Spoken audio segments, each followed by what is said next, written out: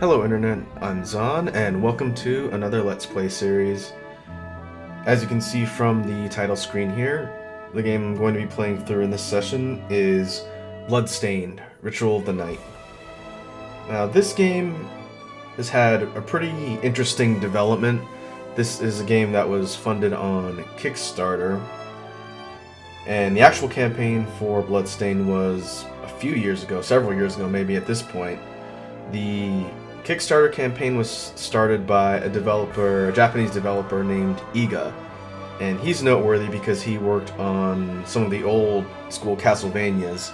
I believe he worked on Symphony of Night and possibly a couple of the handhelds, but overall he's kind of known for working on the quote-unquote Metroidvania format of the Castlevania games since they've been coming out. And because Konami seems intent on running any of their brands into the ground, Iga and his team took it upon themselves to create a spiritual successor to Castlevania, which is how we got Bloodstained. And seeing as though we're currently in the spookiest of months for October, I figured it'd be a good time to play through this game since it's been on my list for a while. It came out in, I want to say, the end of summer. It came out fairly recently. I'm recording this quite a ways after it came out. It's just taken me this long to get to it. But what we can do is go ahead and jump in. I don't know anything about this game other than its style and some of the press stuff that's come out since the game has been in development. But we'll go ahead and jump in. I'll create a new file up here. And I'm playing this on PC, so hopefully the load time should be relatively quick. The Industrial Revolution ushered in a new era that threatened to transform the values of men. No longer would spirituality be their compass, but not all welcomed the change. In 1783, just as the fires of the Laki eruption had plunged all of Europe into an ashen darkness, a horde of demons spilled from the shadows and fell upon city after English city. It was a message. The Alchemy Guilds, fearing the rise of industrialism and abandonment by their wealthy patrons, had done the unthinkable to defend their existence. Through recondite arts, the alchemists had created shard binders, humans transplanted with crystal that attuned them to demonic power. They sacrificed the shardbinders, and in doing so threw the gates of the world open to demon kind. Countless innocents died, and though the church succeeded in vanquishing the Hell's End, a steep price had already been paid and collected. As for the shardbinders, they were presumed to have all died in the sacrificial rite. However, two survived. Jeeble, a boy for whom by some miracle the rite did not prove fatal. And Miriam, a girl who was spared the rite altogether on account of the strange slumber that took her just before it could begin. 10 years had passed, and mankind too soon forgets tragedy. The demons have returned, presaged by a great castle. And on this very hour, Miriam awakens. Upon learning Jeeble is the architect of this new, blood-stained ritual, Miriam and the alchemist Johannes set forth for the accursed castle. Their galleon cuts through the water, lancing towards the inevitable. It's a pretty cinematic opening. This game raised, I think, over $1 million, maybe a couple $1 million on Kickstarter. Overall, it seems like they had a pretty decent budget to work with, but the development time still took years.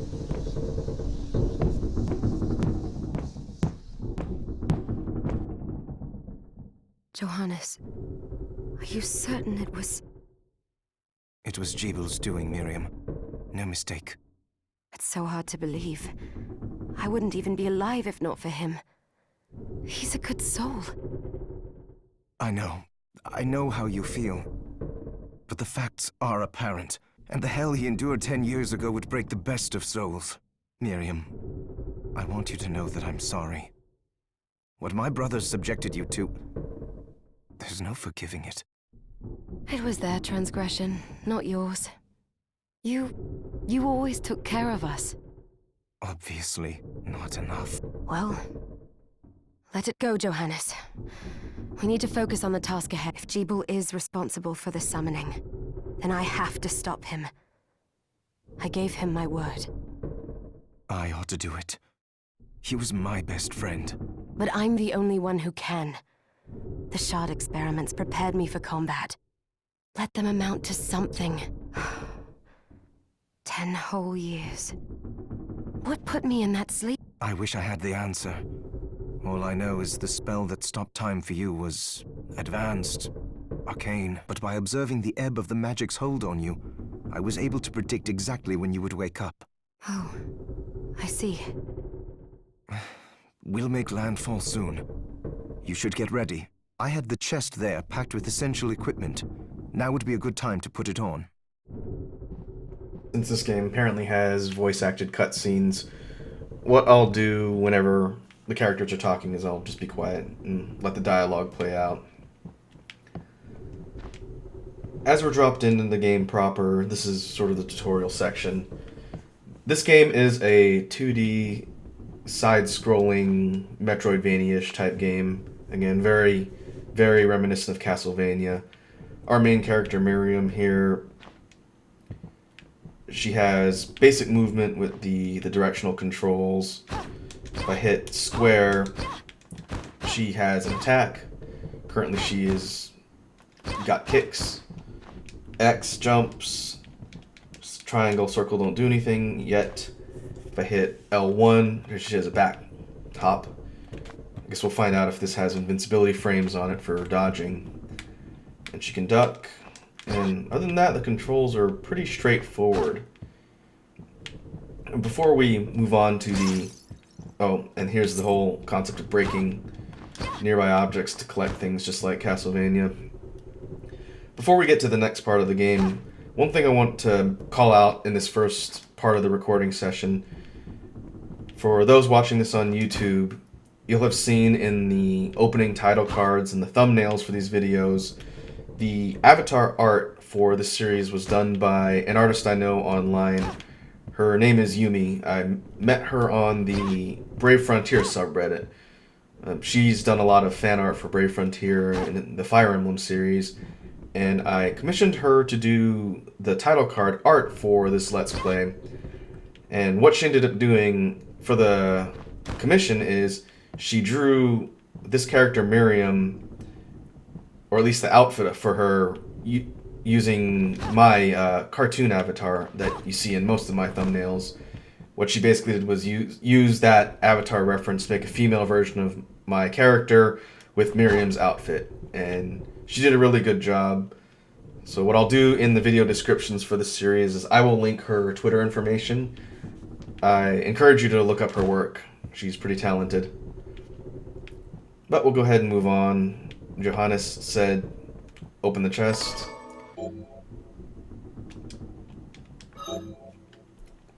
This is part of the tutorial is giving us a breakdown of the menu screen. Just like the Metroidvania games, you have the ability to customize Miriam's loadout of equipment. Right now, she's got weapon choices. It can either do the Kung Fu shoes or a knife.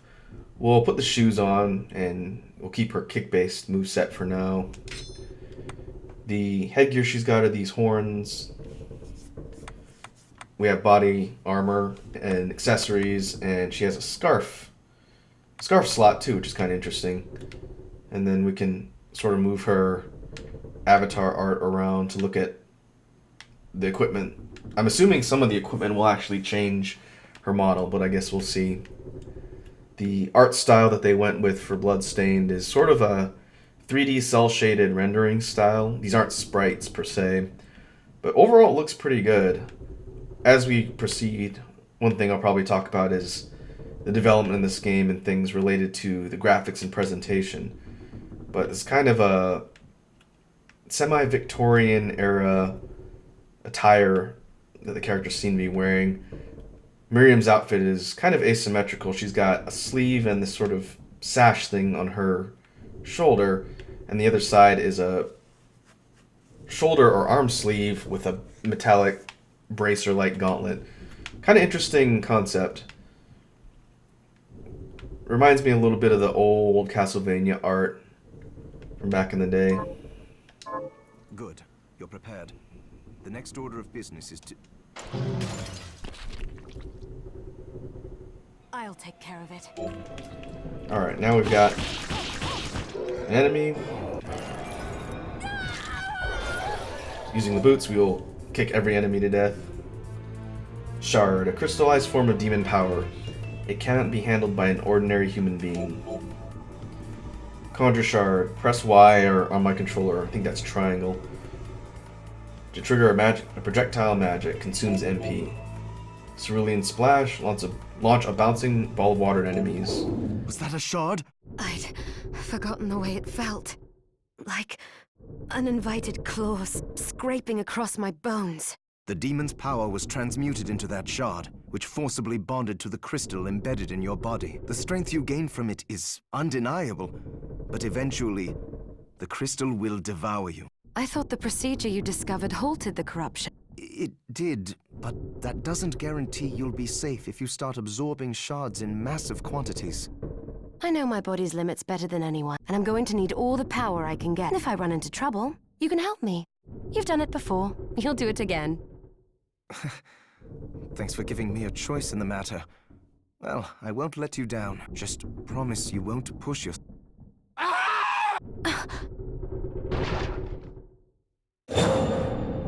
How did they get inside? The demons from the castle must have infested the ship. Then they can help me wake up these muscles of mine. I'll wipe the deck with them. Using her feet. Alright, so the shard system seems to be the equivalent of some of the mechanics they've included in some of the previous Castlevania games. Order of Ecclesia comes to mind, where the main character accumulates souls from defeated enemies and gets them to use as weapons or abilities. If we hit triangle, Miriam tosses a ball of water and it consumes her magic gauge, which is the purple meter.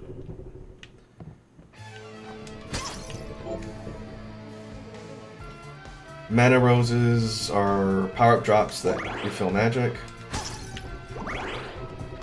It will be key to remember to break everything we see. Castlevania and Castlevania-ish games have always rewarded property damage.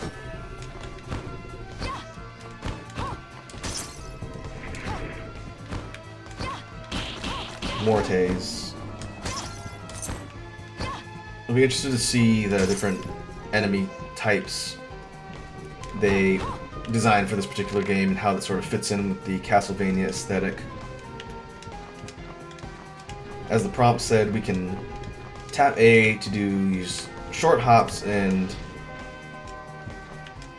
or X. A and X are the same for these controls. Holding the button lets us jump higher. If we hit down and X, we can slide. Very similar to Mega Man.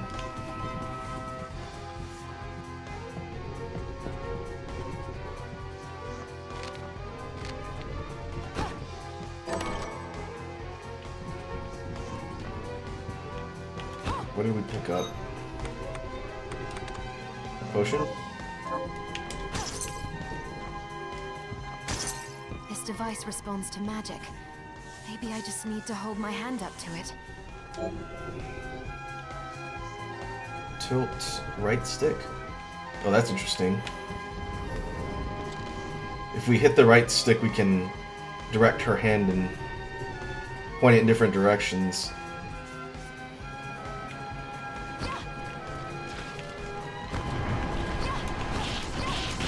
Seemas.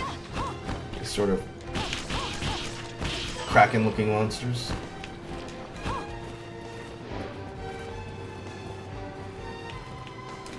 upper right we have, well, that's an arrow. Upper right is our map. That'll show us our progress as we're proceeding here. I'll most likely try and explore as much as I can. The goal of trying to complete the map. We'll see if I can get 100% by the time we get to the end of this. This particular Let's Play is not a quick look. I do want to play through this game in its entirety. And depending how long, how many episodes it takes, the schedule that I sort of decided on will be to post these episodes in October, but I don't think I'm going to replace the existing Let's Plays that are currently going. These will most likely go up as bonus Let's Play episodes, and I'll have to figure out how often I want to do that. I don't want to flood the subscription boxes of all the people that follow my stuff on YouTube with a ton of videos, but at the same time I want to keep the content relatively consistent. We'll just have to see.